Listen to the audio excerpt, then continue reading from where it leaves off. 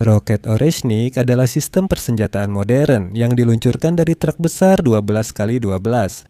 Roket ini dirancang dengan teliti dan bertahap sehingga bisa mencapai orbit dalam beberapa menit. Namun, apa yang membuatnya berbeda dari yang lain? Roket ini dapat mencapai kecepatan hipersonik. Setelah mencapai ketinggian tertentu, roket turun tajam dan mempercepat hingga kecepatan hipersonik. Selama penurunan, penutup roket terbuka memperlihatkan 6 hulu ledak berteknologi tinggi. Setiap hulu ledak dilengkapi dengan mesin mini di bagian dasarnya. Mesin-mesin ini memungkinkan hulu ledak bermanuver secara dinamis, bahkan saat mereka jatuh karena gravitasi. Mereka dapat mengubah arah sehingga hampir mustahil bagi rudal Patriot untuk mengenai targetnya. Desain rudal ini terdiri dari 3 tahap terpisah. Tahap pertama terdiri dari mesin-mesin yang dapat bergerak yang memungkinkan. Tahap kedua membantu memindahkan rudal dan diisi dengan bahan bakar padat. Langsung di atasnya terdapat tahap kedua yang kemudian diikuti oleh tahap ketiga dan terakhir yang berisi 6 hulu ledak masing-masing dengan mesinnya sendiri. Desain seperti ini memungkinkan rudal untuk mengirimkan muatan yang kuat ke jarak jauh dengan tingkat akurasi yang luar biasa. Pada saat peluncuran, beratnya mencapai 50 ton dan muatan berupa hulu ledak adalah 1,3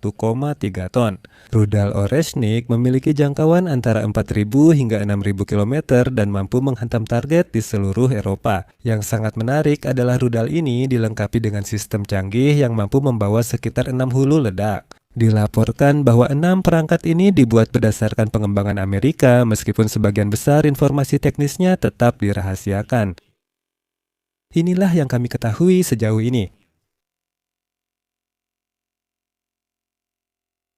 Roket itu sendiri diluncurkan dari platform self-propelled yang dilengkapi dengan konfigurasi roda 12x12 yang memberikannya mobilitas yang signifikan. Sistem TPU mendukung metode peluncuran dingin. Mari kita bahas apa itu sistem peluncuran dingin. Peluncuran dingin adalah jenis peluncuran roket di mana roket dikeluarkan dari tabung peluncur atau kontainer dengan menggunakan dorongan awal dari gas bertekanan atau muatan peledak kecil sebelum mesin utama roket dinyalakan. Metode peluncuran ini berbeda dengan sistem peluncuran menggunakan mesin panas seperti TSAAD atau Patriot, di mana mesin utama roket dinyalakan saat roket masih berada di dalam tabung peluncur atau kontainer.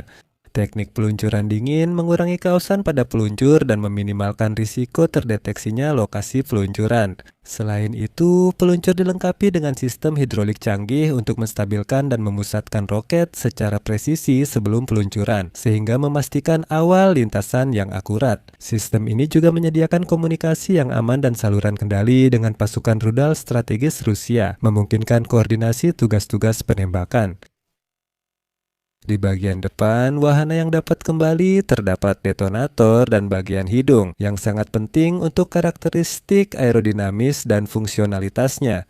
Tepat di belakang bagian hidung terdapat sensor kontak serta sistem pengaktifan dan detonator. Sistem ini memastikan bahwa hulu ledak akan diaktifkan dan siap untuk meledak pada saat yang tepat ketika mencapai target. Selanjutnya, di bagian belakang terdapat kompartemen untuk hulu ledak. Di kompartemen ini dapat ditempatkan hulu ledak nuklir yang menjadikan perangkat ini sebagai alat potensial untuk penangkal atau serangan strategis tergantung pada tujuan penggunaannya. Salah satu fitur terpenting dari perangkat masuk atmosfer ini adalah kemampuannya untuk bermanuver dan mengubah arah gerak pada kecepatan yang sangat tinggi. Untuk itu, perangkat ini dilengkapi dengan 2 nosel berputar yang terletak di titik-titik tertentu pada konstruksinya, serta generator gas berputar yang menyediakan daya dorong yang diperlukan untuk gerakan presisi seperti itu. Akhirnya, sistem pemandu memainkan peran penting dalam memastikan perangkat ini mencapai target yang telah ditentukan. Hal ini dicapai dengan antena GLONASS yang menggunakan teknologi navigasi satelit untuk mengarahkan perangkat secara akurat ke tujuan. Mari kita lihat cara kerjanya. Rudal memulai penerbangan dengan menyalakan mesin tahap pertama untuk keluar dari silo. Sekitar 60 detik setelah peluncuran tahap pertama terlepas, mesin tahap kedua dinyalakan dan pelindung rudal dilepaskan. Sekitar 180 detik setelah peluncuran, mesin dimatikan dan booster tambahan dipasang ke rudal. Booster tambahan bermanuver mengambil posisi untuk melepaskan wahana yang akan masuk ke atmosfer. Seiring menjauhnya dari stasiun, booster tersebut melepaskan wahana pendarat. Karena tahap terakhir bergerak di lintasan parabola yang sangat tinggi, wahana pendarat akan jatuh dengan kecepatan hipersonik sekitar 11 Mach. Banyak wahana pendarat yang dapat diisi daya secara mandiri ini menggunakan mesin berputar untuk mengarahkan diri ke target. Akhirnya, hulu ledak nuklir diledakkan baik di udara maupun di darat, tergantung pada kebutuhan misi target. Apa yang istimewa dari rudal balistik antar benua ini? Kecepatan memainkan peran kunci dalam efektivitas rudal. Semakin cepat rudal bergerak, semakin cepat pula ia dapat mencapai targetnya. Setelah diluncurkan, rudal naik ke lapisan atas atmosfer di mana ia terbang pada ketinggian tinggi sebelum turun tajam menuju targetnya. Dalam situasi kritis, bahkan beberapa detik saja bisa menentukan hasil operasi. Intersepsi yang berhasil dapat menyebabkan konsekuensi yang katastrofik. Jika kita melihat dari jarak yang lebih jauh, kita bisa melihat bagaimana ia terbang. Roket balistik khususnya beroperasi dengan karakteristik saat memasuki lapisan bawah atmosfer. Roket dapat mengalami percepatan yang signifikan, memperoleh energi kinetik yang sangat besar. Energi ini bukan hanya menjadi ukuran potensi destruktifnya saat menghantam sasaran, tetapi juga meningkatkan kemampuannya untuk bermanuver selama penerbangan. Manuver seperti itu memungkinkan wahana yang kembali ke atmosfer melakukan manuver penghindaran yang sering dibandingkan dengan manuver defensif untuk menghindari upaya intersepsi. Itu masuk akal. Kelincahan seperti itu menjadi masalah serius bagi sistem pertahanan udara canggih seperti rudal Patriot buatan Amerika yang digunakan Ukraina, yang dirancang untuk mendeteksi, melacak, dan menetralkan ancaman yang mendekat. Pada kecepatan tertentu, Patriot tidak akan mampu menghitung dan menghantam rudal yang bergerak zigzag dengan kecepatan hipersonik. Sistem pertahanan harus merespons lebih cepat serta mampu mengantisipasi dan melawan pergerakan tak terduga secara real time. Itulah sebabnya rudal ini sangat istimewa bagi angkatan bersenjata Rusia.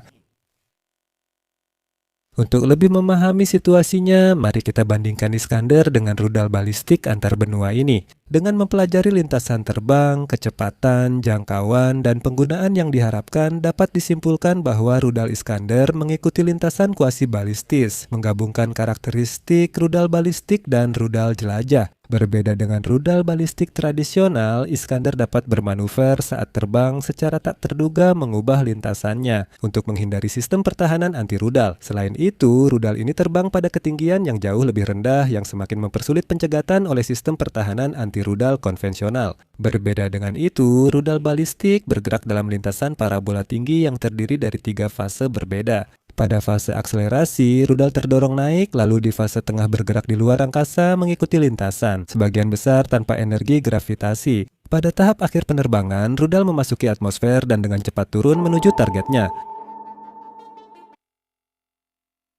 Jika dibandingkan kecepatannya, baik rudal balistik maupun Iskander dapat bergerak dengan kecepatan hipersonik. Rudal balistik tradisional biasanya melebihi Mach 5, tetapi menurut Vladimir Putin, Intercontinental Ballistic Missile Oreshnik dapat mencapai Mach 11 pada tahap memasuki atmosfer, sehingga sulit untuk dicegat. Rudal Iskander juga mampu mencapai kecepatan hipersonik dalam kisaran 5 hingga 7 Mach dengan jangkauan operasional rudal-rudal ini. Perbedaan kunci lainnya adalah rudal balistik antar benua dirancang untuk jarak yang sangat jauh, melebihi 5.500 km, sehingga membuatnya ideal untuk serangan strategis global.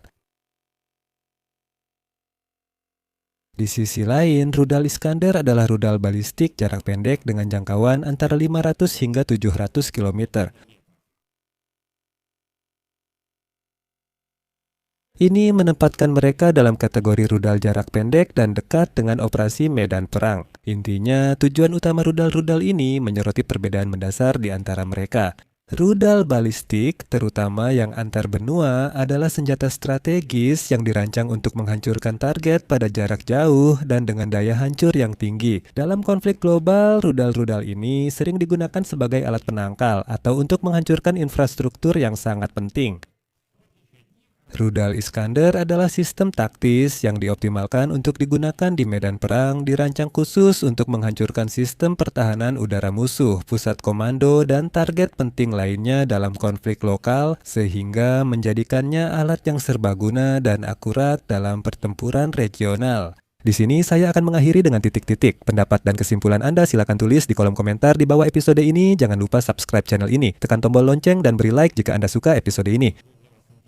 Anda dapat mendukung channel YouTube ini dengan donasi atau berlangganan melalui tautan dan informasi yang ada di deskripsi video ini atau melalui kode QR yang ada di layar Anda. Jaga diri, sampai jumpa.